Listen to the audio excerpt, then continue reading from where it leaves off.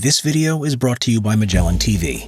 Many of you have already subscribed to this new documentary streaming service. For those of you who have, we highly recommend that you check out an episode called Secrets in the Top 10 Warfare series. In warfare, secrecy can mean the difference between victory and defeat. In this documentary, you can learn more about what secrets, whether it's deceptions, assassinations, or spying, impacted important wars of the 20th century in a top 10 countdown style.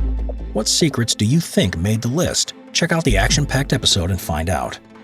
For those that haven't subscribed yet, Magellan TV is a documentary streaming membership service founded by filmmakers, bringing you premium content and diving deep into the subjects you want to learn more about.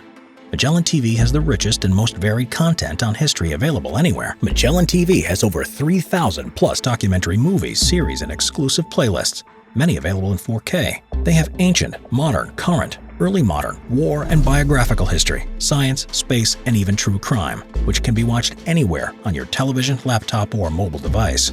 All the shows are without interruptions from commercials, and we have a special offer where you can check it out all for free.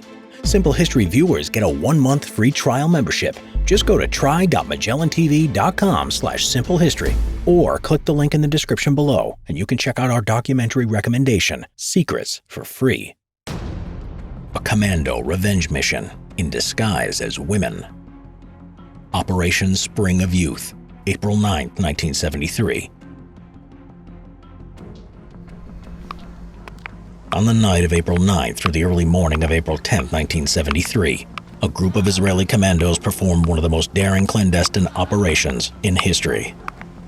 Deep in the hostile environment of the city of Beirut, they dealt the enemy a devastating blow by destroying their headquarters and killing 3 high-ranking officers. To this day, Operation Spring of Youth stands as a landmark to the Israeli Special Forces' cunning and bravery. Spring of Youth was a retaliation mission of a much larger campaign, Operation Wrath of God. The operation was organized by the Israeli government, Mossad, and the Israeli Defense Forces, with the objective to hunt down the leaders and perpetrators of the 1972 Munich massacre. During the 1972 Summer Olympics in Munich, Germany, 8 members of the Palestinian terrorist organization Black September killed 11 Israeli athletes. Backed up by both military and intelligence officials, the Israeli Prime Minister Golda Meir immediately ordered a retaliation campaign against Black September and the Palestine Liberation Organization, the PLO. For 2 decades and across the entire world, Israeli agents and commandos hunted down all those in connection with the Munich massacre. Operation Spring of Youth was the first Wrath of God mission not planned by the Mossad, but by the Israeli Defense Forces. The task of executing the mission was given to 3 elite units of the Israeli military: Sayeret Matkal, the commando unit of the Israeli army, paratroopers from the Sayeret Zahanim unit, and Shayetet 13, the commando unit of the Israeli Navy. The Sayeret Matkal was and continues to be Israel's most elite and secretive unit and was activated immediately after the Munich attack. The mastermind of the operation was the commander of the Sayeret Matkal, Colonel Ehud Barak, who would eventually become the 10th Prime Minister of Israel. The prime targets were 3 high-ranking figures from the PLO and its faction known as the Fatah, organizations that led multiple aggressive campaigns against Israel. These targets included Abu Yusuf, the leader of the Fatah and Yasser Arafat's deputy, Kamal Adwan, co-founder of Fatah Kuwait, and journalist Dr. Kamal Boutros Nasser, the man responsible for covert operations in Israel and the official spokesman for the PLO. All 3 of these men were included on the target list of Operation Wrath of God. They lived in 2 residential buildings across the street from each other in an affluent neighborhood of Beirut. The Sayeret Matkal was given the task of eliminating these men during Operation Spring of Youth. The unit was divided into 4 teams, 1 for each apartment and 1 to guard the approach to the buildings. Apart from eliminating the designated targets, the commandos were also instructed to gather as many documents as possible from each apartment. The Israeli intelligence agency Mossad managed to obtain architectural plans for the target buildings, so they were able to build faithful replicas of the apartments in which the targets lived. This allowed for the commandos to accurately train for the mission. For 3 weeks, Israeli forces planned the assault with careful attention to detail, including preparations for errors or accidents that might occur.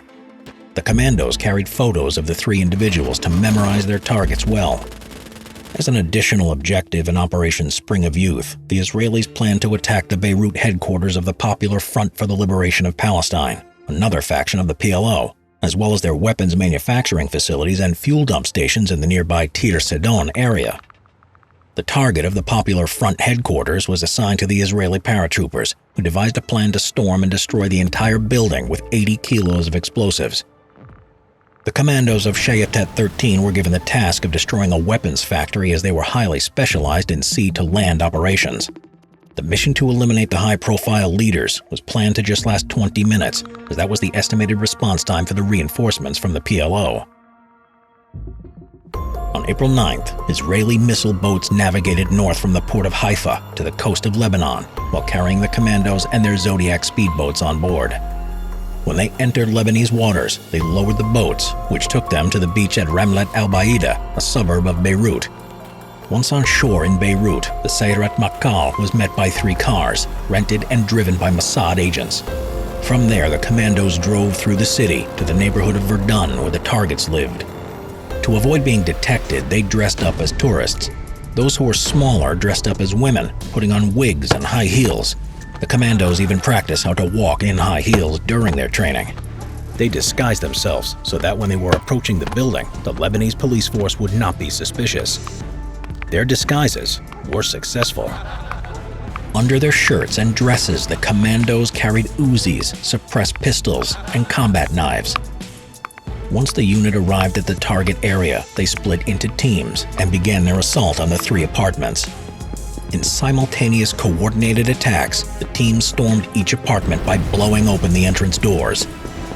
In the first apartment, the commandos entered and found Abu Yusuf hiding behind the door in his bedroom. As soon as the team saw him, they opened fire with their Uzis and killed him. Along with Yusuf was his wife, who was killed as she tried to shield him from the gunfire. One of Yusuf's neighbors, an elderly Italian woman, was also killed by accident as she peeked through her door to check on the commotion in the hallway. Across the street, the second building housed Kamal Nasser, who at the time of the assault was sitting at his desk.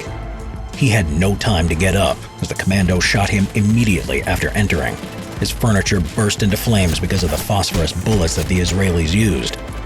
In the third apartment, the Israeli commandos encountered more resistance. Kamal Adwan, who was also caught while sitting at his desk, managed to grab his AK-47 and shot one of the commandos. They returned fire and he was killed by a burst from their Uzis. Down in front of the building, the security team had their hands full, fighting the Lebanese police who had appeared at the scene. 2 commandos dressed up as women were standing in the middle of the street and rained bullets on the police vehicles. There was no time for the police to call for reinforcements. Just 2 minutes after the attack had started, the commandos rushed out into the street and had already jumped into their vehicles. At full speed through the narrow streets of Beirut, the Mossad agents drove the entire unit back to the beach where they had originally disembarked. At the beach, they bumped into a Lebanese army armored personnel carrier. Luckily, the Lebanese soldiers paid no attention to the cars full of tourists. Once the explosions had gone off and the assault had begun, Colonel Barak, who was guarding the building's entrances, signaled for the paratrooper unit to start their operation. The paratroopers were less subtle in their approach. They fired a burst into the group guarding the entrance into the Popular Front headquarters, where after a short battle, they entered the building and planted explosives. Once at a safe distance, they set off their explosives and turned the 7-story building into a heap of ruins, killing dozens of Popular Front fighters who were inside. The explosion was well calculated as none of the neighboring buildings were damaged. The entire operation lasted 10 minutes longer than what was planned. Half an hour was needed for all the teams to gather at the evacuation zone. Once they were all there, the commandos, the paratroopers, and the Mossad agents embarked on their Zodiac boats and sailed out. The rental cars were left on the pier with their keys still in the ignitions. The Shayatet 13 group also completed their objectives, and the PLO's facilities were destroyed. Their operation had begun even earlier, as they also had the task of luring the Lebanese and PLO reinforcements away from Beirut. However, those reinforcements never arrived, and Navy commandos left the zone once they accomplished their goals. With only 2 Israeli soldiers killed and a few wounded, the operation was considered to be a major success. A total of 5 buildings were raided, with 3 high-ranking enemy officials killed, along with nearly 100 members of the Popular Front. This, however, was only the beginning of Israel's retaliation program. The Mossad continued to hunt down members of the PLO and Black September over the course of the next 2 decades. The operation itself was a slap in the face for both the PLO and Lebanon, whose government officials were forced to resign in the days following Operation Spring of Youth. To Israel, the soldiers who performed this daring attack in enemy territory had avenged the deaths of the Olympic athletes who were killed in the Munich massacre. For the Israeli Defense Forces, Spring of Youth is one of the most successful military operations in their history.